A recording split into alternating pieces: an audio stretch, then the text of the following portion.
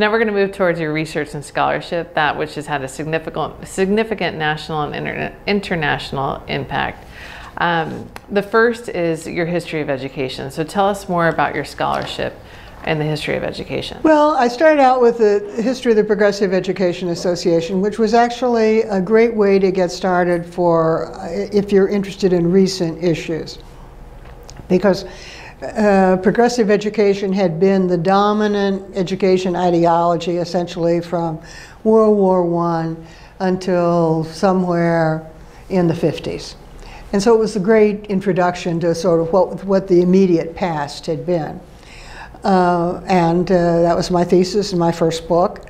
The second book was actually the book that I'm most sentimental about, because it was, I thought, a little more imaginative.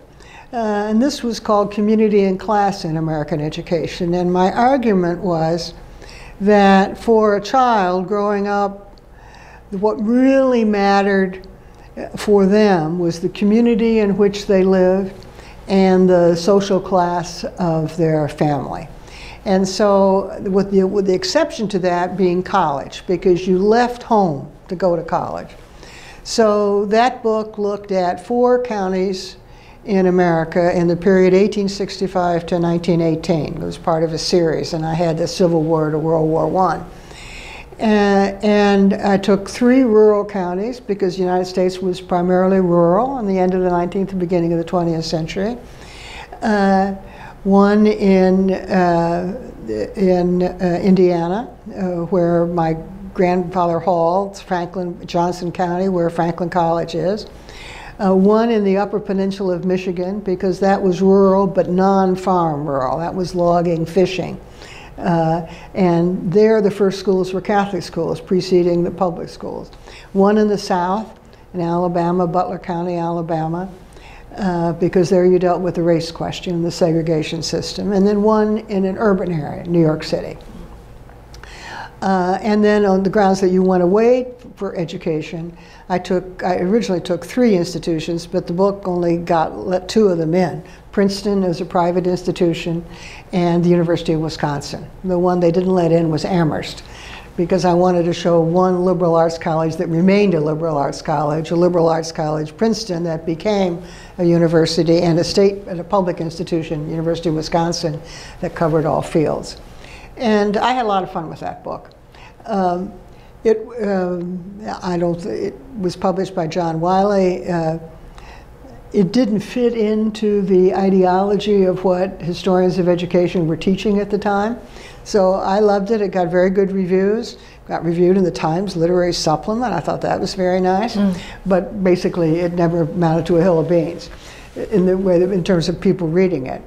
The third book was the SOS book, SOS Sustain Our Schools, which I wrote basically while I was dean.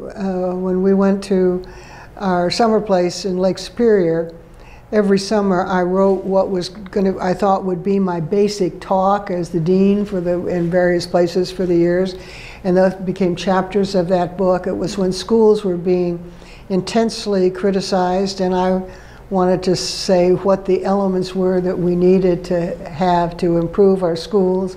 It's also a period in which people said schooling is really not all that important. I think schooling is. I don't think schooling is important for rich kids, because their families will find other things. But for middle class and poor kids, schooling is vital. It's good for rich kids too, but rich kids have other opportunities that middle class and poor kids don't have. And for them, schooling is essential. Was this around the time of A Nation at Risk and the Coleman report then? Is that correct? Okay. The Nation at Risk was 1983, and this book came out, I think, in 91. Okay. And people had begun to take the idea that achievement was a goal for schooling, which hadn't ever been thought of before. The next book I didn't write until after I'd retired. I spent 10 years as president of the Spencer Foundation in Chicago, which is an educational research funder. And I learned an enormous amount about educational research, about what we were going to fund and what we weren't going to fund, and participating with other foundations in these issues.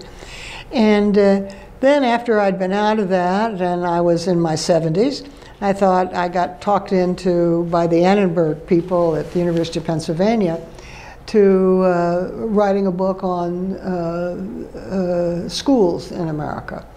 And the book was called Schooling America. And it categorized 4 periods from the beginning of the 20th century to the end of the 20th century with what our different emphases were in goals for schooling. All began with A, assimilation of 1900 to 1920, when there were very high immigrant population who then the curriculum for immigrants and for native born was similar, you know, all rah, rah, rah, America, aren't we great? And learn English and learn the heritage of this country. You want that for native born as well as for immigrants. But that was too rigid, particularly for wealthy, well-educated parents who wanted their children to be more creative and who were worried about their psychological well-being. Psychology was just coming into vogue. And so we had a second period of 1920 to 1954, which I called adjustment, which was essentially psychological and social adjustment.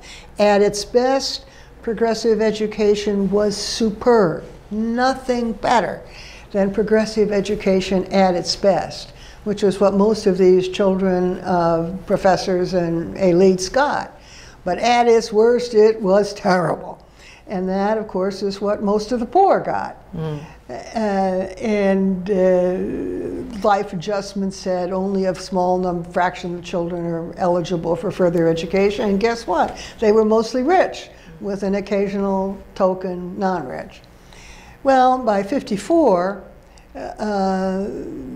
America, and particularly American government, was recognizing that education was an important tool. And with the Brown versus Board of Education decision in desegregation in 1954, education in the schools were supposed to do for the children what adults weren't willing to do for each other. Following that, I'm a great supporter of desegregation and wish that we had continued it. But it turned out to be very hard. We also realized that children with handicaps shouldn't just be parked somewhere, but they should be included. We realized that bilingual education was important. And then we had a really big insight that there was a role for federal aid to education in 1965 with the passage of the Elementary and Secondary Education Act, led by one of my predecessors here, Frank Keppel, who was the commissioner of the U.S. Office of Education, in which the federal government allocated special funds for concentrations of children in poverty in schools, which is the Title I of Elementary and Secondary Education Act. And this was all because there was uncertainty about how well education was working in this country. Well, by 1983, so I called the third period access, the third A. The fourth A was a new idea, academic achievement for all. And I would argue that's where the book ends, with academic achievement for all, with testing. And the paper that I'm getting ready to give next week says that we need a fifth A, which I'm calling accomplishment, in which I argue, which I've alluded to in some of the earlier book, is not academic achievement, because test prep is not achievement, but rather what we need is schools to foster and enhance wit and character. Pretty hard to find a test for wit, because wit is more encompassing than academic achievement or than a test score. And character is something that we need too. And that character is something that the schools can foster, particularly through extracurricular activities, teaching honesty, responsibility, forthrightness. We need to bring character back into schooling if we're going to have a citizenry that we can be proud of. That's fabulous. That's a great, in terms of the way that you framed it too.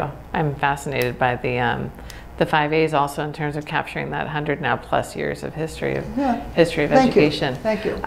What would you say in terms of what is most needed in this area, also given the current political climate in the United States?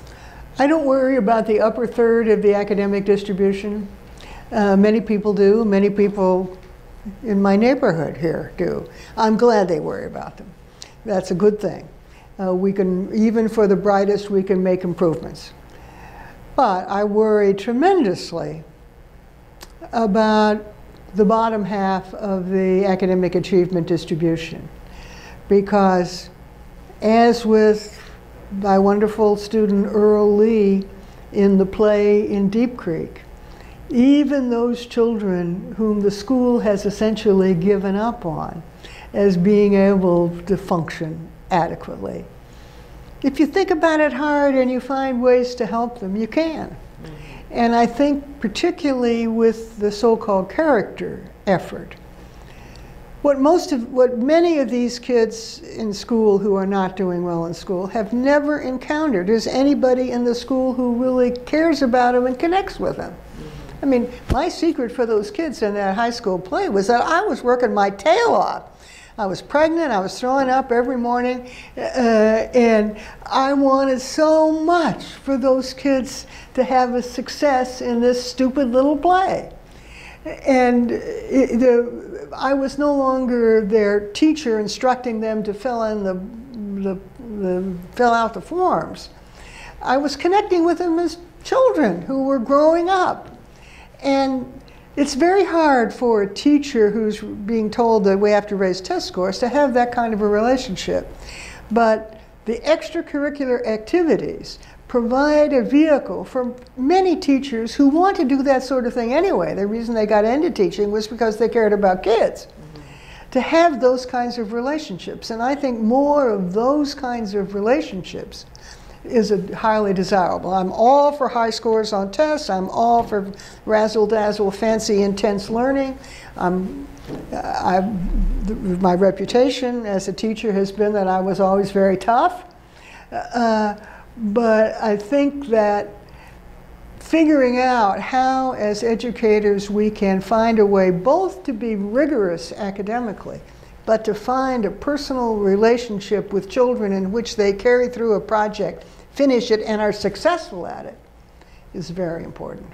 Maybe even the temper tantrum that you threw way back when, they saw that you cared about them, and they showed up to. That's what they showed I didn't understand that, but I think they understood that. They understood, yes. We thought you were having a breakdown. Okay, in terms of your research on higher education, particularly the roles of schools of education in K-12 settings, so this probably speaks a bit to your time as dean here as well. Tell us a little bit about your scholarship and how that also has evolved over the course of your career. I don't have much scholarship on schools of education. I've worked a lot with schools of education. Probably, I gave a paper a couple of years ago in Russia on essentially how to be a dean of a school of education, which I believe the former dean at Arizona State University was a participant, but it was people from hither and thither around the world. Most schools of education are not regarded highly by their other colleagues in the university. Sometimes that is justified, sometimes it is not. But the distinction between those two is often not made. So when I became dean at Harvard, the Harvard University Senior Administration, which is, say, the president and the Harvard Corporation, which is its board of trustees, had not permitted the School of Education to make a tenure appointment since 1974, which is when I got tenure. And maybe they thought that was the reason. 3 of us got tenure in '74. Robert Levine, who was a very distinguished psychological anthropologist, interested in cross-national studies, superb scholar from the University of Chicago. Charles Willey, a sociologist from Syracuse, who's deeply interested in race. And 1974, Harvard was undergoing the busing crisis, and his work was deeply needed. And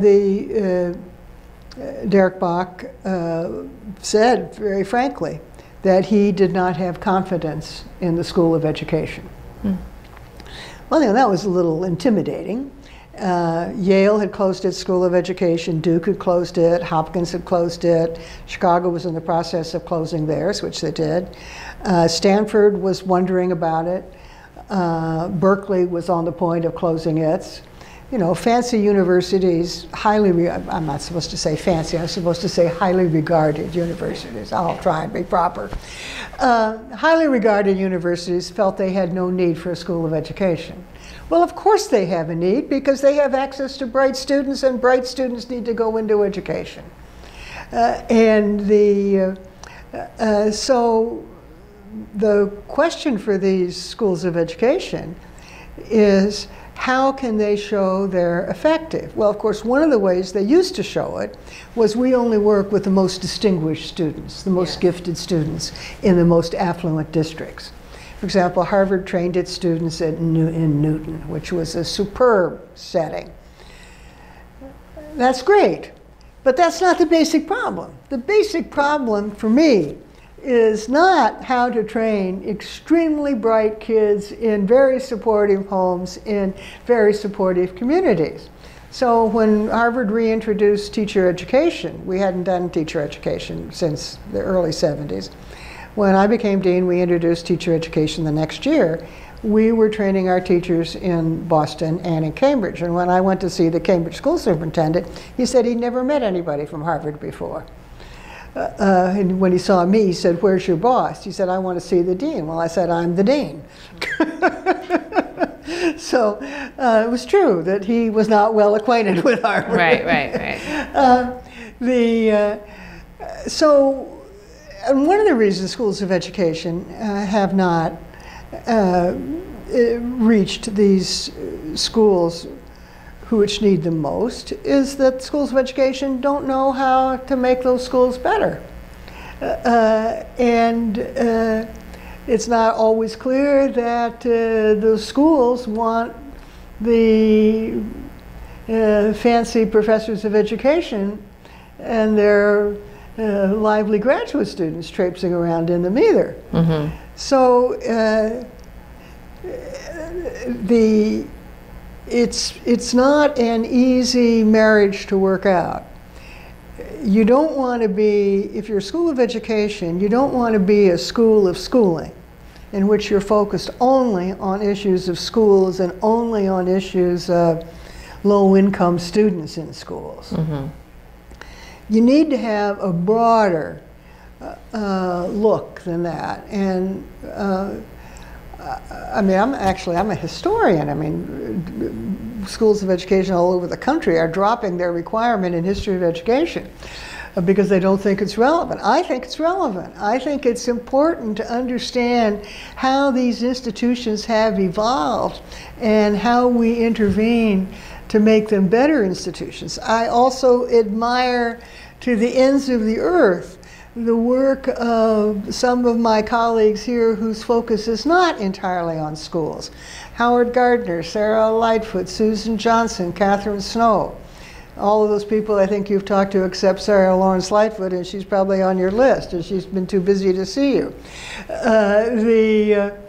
So it's, and many others.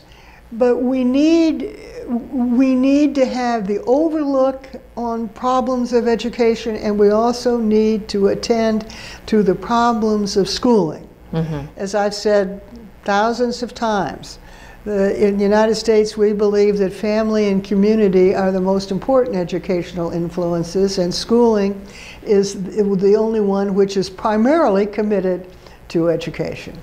So the interaction of those three, family, community, and schooling, is terribly important. We need people who understand families and communities.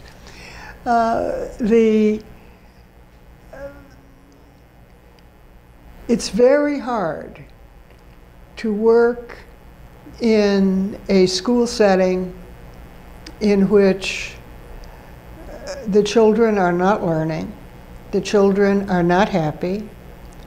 The teachers are, on the whole, not able to do the kind of work that will help the children learn. And the principal turns over regularly. That's tough, tough, tough. And so we have many teachers who, well, first of all, we have many outstanding teachers, fabulous teachers. And they are, however, concentrated in schools where the work is demanding, but often not as arduous as the schools that are serving children whose family and communities are not as supportive of them as these others are. There are wonderful teachers in those schools too. And one of the reasons that I'm so big on the character dimension of schooling is that a teacher who may be a little weak on who Thucydides was may be very strong in reaching out to a child and helping a child be successful in some activities. Sure.